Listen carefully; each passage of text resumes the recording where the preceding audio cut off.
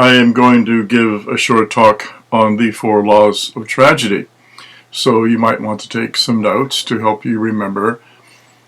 So, first law is, first of all, these laws of tragedy come from Aristotle's Poetics. Okay?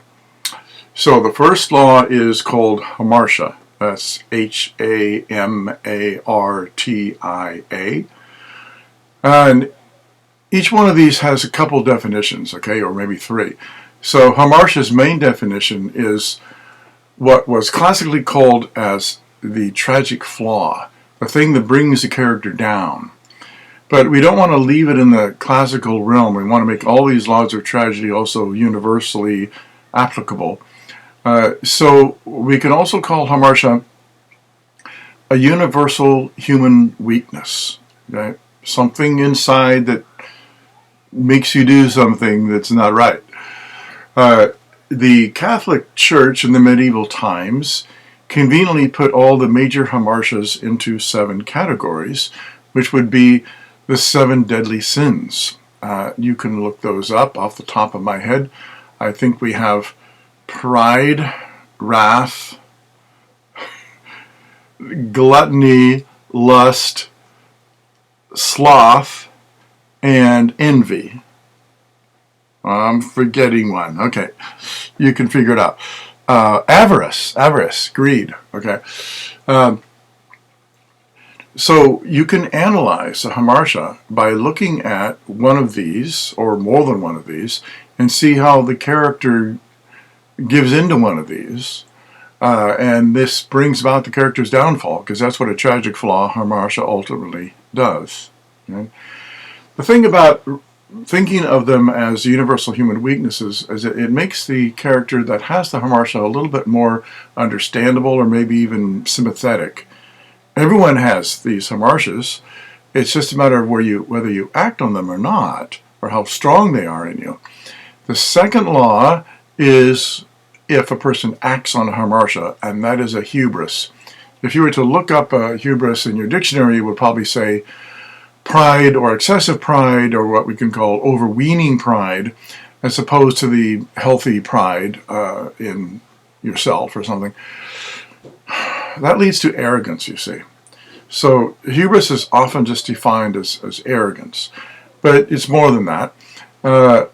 Hubris is an act.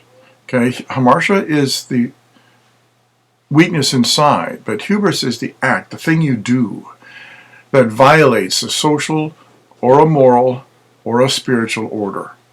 Okay? So you can analyze, well, what is the hamartia, what is the weakness that brings about the action, and what is the action then? Okay? That's the hubris.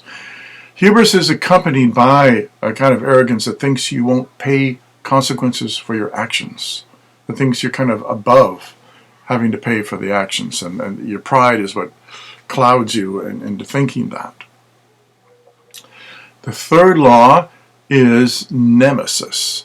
In nemesis is the payback. In nemesis, the gods crack down, and your action returns to you. Sometimes it takes a human form. Say, in the short story by Fitzgerald called Babylon Revisited, it takes the form of 2 of his old friends from the party alcoholic days that come back to him just the wrong time. Okay? So the nemesis is inevitable. It will come following the hubris. It might not come right away. You might have what's called instant karma, and it does come right away, but more likely than not, it can come a little bit later, whenever the gods or the fates decide to bring about your payment of your action. The fourth law is called catharsis, and catharsis literally means purification. So it's a cleansing, it's a purification of the wrong action. It's today a very popular psychological term. Say you got a lot of stress from taking a final, and then you go play an intense basketball game, okay? Well, that game is called cathartic, okay? It's that release. So the first part of a catharsis is a purification or release. The second part is a moment of recognition, where you realize how you blew it. And this can come a little bit later, and sometimes it doesn't come at all. Okay? The classic line is, it's too little too late. The third aspect of catharsis is a restoration of order. Okay? So say take Hamlet at the end when there's 5 dead bodies on the stage, and Fortinbras, a character from another country, marches in on the stage and restores order to everything. Romeo and Juliet, after the lovers are dead, the two warring families, the heads of the two families, shake hands and say they're going to build a statue to Juliet and such. Okay? The restoration of order must come to give the classical resolution. However, can you have a weakness, act on the weakness, pay for that action, and not learn? Of course you can. Okay? In fact, most cases this will be what happens. Okay? So sometimes there is no catharsis for the character. Or sometimes, especially in classical drama, the writers want the reader to have the catharsis. The reader gets the realization of, oh, I'm not going to do that. You know, in Shakespeare's Othello, when Othello strangles his innocent wife because he thinks she's cheated on him, that jealousy that drives the play, at the end of that play you think, dang, I'm never going to be jealous again. Look at the consequences of that, you see. When a person engages in hubris, the person does not think that he or she will have to pay for the action.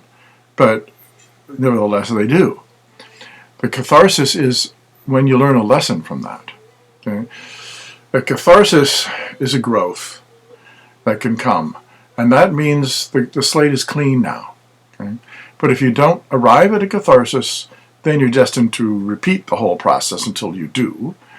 But tragedy is a very moral genre because characters pay for their actions, and you can learn how to be or how not to be by looking at a tragedy in that way. There's a lot of modern tragedies that are based on the Greek structure, such as Ernest Hemingway and F. Scott Fitzgerald in the 1920s and 30s were consciously writing modern tragedies, maybe with more of an ironic ending to them. Well, that's kind of all I have to say, except for there's this thing called the laws of comedy. And the laws of comedy, the nemesis that's going to come and make you pay back for your hubris action gets neutralized. And it gets neutralized by forgiveness, love, forgiveness and forgetting. And with that, because the hubris action hasn't been strong enough, you don't have to pay. You ultimately get forgiven. And that's the laws of comedy. And that's probably a little bit more of another talk. So, all right, thank you for paying attention to my little talk on the laws of tragedy from Aristotle's Poetics. And I hope you can apply these to many different things you read, but also things you can see on movies. A lot of stories that turn into movies also conform to these ancient laws of tragedy. Thank you.